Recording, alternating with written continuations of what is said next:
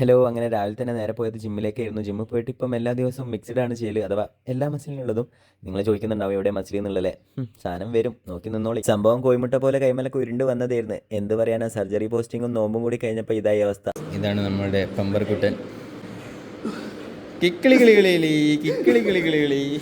സുന്ദരനഗര സർജറിയിൽ 3rd day ആണ്, പോയിട്ട് കാണാം. അങ്ങനെ ഇന്ന് 3ാമത്തെ ദിവസമായിരുന്നു സർജറിയിൽ. നേരത്തെ പോയതുകൊണ്ട് തന്നെ റൗണ്ട്സും കാര്യങ്ങളൊക്കെ അറ്റൻഡ് ചെയ്യാൻ പറ്റി. അത് കഴിഞ്ഞ് പിന്നെ സാറിൻ്റെ ഒപ്പം OPD ഇരുന്നു. കുറേ കേസുകൾ ഉണ്ടായിരുന്നു ഇന്ന്. ഇപ്പം നിങ്ങൾ കണ്ടുകൊണ്ടിരിക്കുന്നത് എപ്പിഗാസ്ട്രിക് ഹെർണിയാണ്. നിങ്ങൾക്ക് ഇങ്ങനെ മനസ്സിലാവുന്നുണ്ടോ എന്ന് അറിയത്തില്ല. സൈഡിൽ നിന്ന് നോക്കുമ്പോൾ ഒരു ബൾജിങ് കാണുന്നില്ലേ. ഇനി സപ്പോസ് നമുക്ക് ഈ ബൾജിങ് കണ്ടിട്ട് മനസ്സിലായിട്ടില്ലെങ്കിൽ നമ്മൾ ഡിഫക്റ്റ് കാണാനായിട്ട് അവിടെ ഒന്ന് പ്രസ് ചെയ്ത് നോക്കിയാൽ മതി. അപ്പോൾ നിങ്ങൾക്ക് ഫീൽ ചെയ്യാൻ പറ്റും ആ ഒരു ഡിഫക്റ്റും കാര്യങ്ങളും. ഇന്ന് തൊട്ടിട്ട് കുറച്ച് ജൂനിയേഴ്സും കൂടി വന്നിരുന്നു OPD ഇരിക്കാനും ഒബ്സർവ് ചെയ്യാനും കാര്യത്തിനൊക്കെ. ഇപ്പം നിങ്ങൾ കണ്ടുകൊണ്ടിരിക്കുന്നത് ഒരു ലൈപ്പോമാണ്. ആദ്യം തന്നെ നമ്മൾ ലിഗ്നോക്കേനും കാര്യങ്ങളൊക്കെ കൊടുത്തിട്ട് മരവിപ്പിക്കണം. അത് കഴിഞ്ഞിട്ട് ഇത് വലിയൊരു ലൈപ്പോം ആയതുകൊണ്ട് നമ്മൾ ചെയ്യേണ്ടത് എന്താണെന്ന് വെച്ചാൽ എലിപ്റ്റിക്കലായിട്ട് ഒരു ഇൻസിഷൻ കൊടുക്കുകയാണ് വേണ്ടത്. അഥവാ റൗണ്ട് ആയിട്ടോ അല്ലെങ്കിൽ എലിപ്റ്റിക്കൽ ഷേപ്പിൽ. അതാവുമ്പോൾ ഇത്ര കണ്ട് ബൾജ് ചെയ്തിരിക്കുന്നതുകൊണ്ട് നമ്മൾ സ്ട്രെയിറ്റ് ആയിട്ട് ഒരു ഇൻസിഷൻ കൊടുത്തു കഴിഞ്ഞാൽ അത് ക്ലോഷർ ചെയ്യുമ്പം അത് സ്കിന്നൊന്നും അപ്രോക്സിമേറ്റ് ആവത്തില്ല. സ്കിൻ അപ്രോക്സിമേറ്റ് ആയിട്ടില്ലെങ്കിൽ അത് പെട്ടെന്ന് ഹീൽ ചെയ്യത്തില്ല. അതുകൊണ്ട് നമ്മൾ അങ്ങനെ ഒരു ഇൻസിഷൻ കൊടുത്ത് പിന്നെ നമ്മൾ സൂക്ഷിച്ചിട്ട് ആ ഒരു ലൈപ്പോമിയും കാര്യങ്ങളൊക്കെ പുറത്തെടുക്കണം. അപ്പോൾ ഇതാണ് ഈ ഒരു ലൈപ്പോമിയും കാര്യങ്ങളൊക്കെ കേട്ടോ. ലൈപ്പോമ എന്ന് പറയുമ്പോൾ ജസ്റ്റ് ഫാറ്റിൻ്റെ ഡിപ്പോസിഷനാണ്. അങ്ങനെ അതൊക്കെ കഴിഞ്ഞപ്പോഴത്തേക്കും നല്ലോണം നേരം വൈകിയിരുന്നു. മെരിയേക്ക് ഫുഡ് കഴിക്കാനുള്ള നേരമില്ലായിരുന്നു. അപ്പോൾ നേരെ പോയിട്ട് ഒരു ഗോൾ കപ്പ കഴിച്ച്. നോർത്തിൽ വന്നാൽ സുലഭമായിട്ട് കിട്ടുന്നതാണ് ഗോൾ കപ്പ. നമ്മുടെ നാട്ടിലും ഇപ്പം ഭയങ്കരമായിട്ട് ഫേമസ് ആയിട്ട് ഇരിക്കുന്നുണ്ട്. പിന്നെ നിങ്ങൾ ഇന്നലത്തെ വ്ളോഗിൽ കണ്ടിട്ടുണ്ടാവും കാത് കുത്തിയിട്ട് ആ ഒരു ഓട്ട വലുതായി വന്ന ഒരു പേഷ്യൻറ്റ്. അതിനെ നമ്മൾ എന്താ ചെയ്യാന്ന് വെച്ചാൽ ആ ഒരു ഓട്ടൻ്റെ 2 സൈഡും കട്ട് ചെയ്യും. എന്നിട്ട് നമ്മൾ അവിടെ സ്റ്റിച്ച് ചെയ്യാണ് ചെയ്യുക. അല്ലാണ്ട് സ്റ്റിച്ച് ചെയ്തിട്ട് കാര്യമില്ല.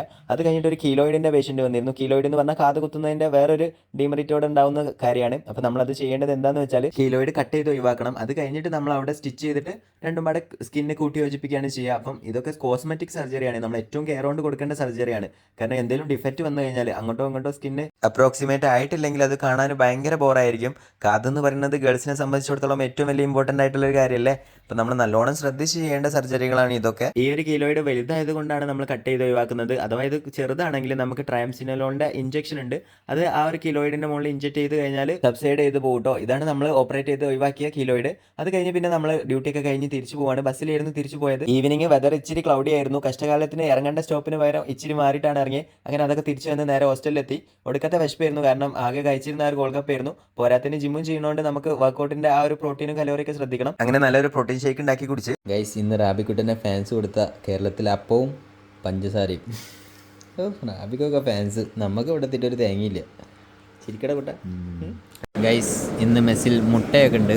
മുട്ട, സലാഡ്, പിന്നെന്തൊക്കെയാടാ അമൃതേശേ? ചപ്പാത്തി. പിന്നെ കറി എന്താ? ഓക്കെ. വെള്ളക്കറി. എങ്ങനെണ്ടാ റേറ്റിംഗ്? എങ്ങനെയുണ്ട്? 2 2 പോകണ്ടെന്നാ പോയിട്ട് പാടാം. ഗൈസ് അവസാനം നമുക്ക് ചിക്കൻ പീസ് കിട്ടിയിരിക്കുകയാണ് അഭിഷേകിൻ്റെ വക. ഗൈസ് അഭിഷേകിൻ്റെ പുതിയ room full setup. സെറ്റപ്പോട് setup.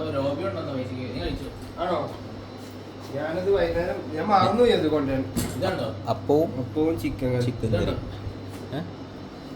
Guys Ayyappan കുട്ടൻ്റെ ഓർമ്മക്കായിട്ട് Ayyappan കുണ്ടനായിരുന്നു ഇവിടെ. ഗൈസ് അഭിഷേകിൻ്റെ നോട്ടീസ് ബോർഡിൽ നമ്മളും കടം തരാനുള്ളവരെ പൈസ. ഓ ഇൻഡക്ഷനോ? എനിക്ക് തരാനുള്ളത് ഇങ്ങോട്ട് കിട്ടാനുള്ളതല്ലോ, അതാണ് ഇൻഡക്ഷൻ.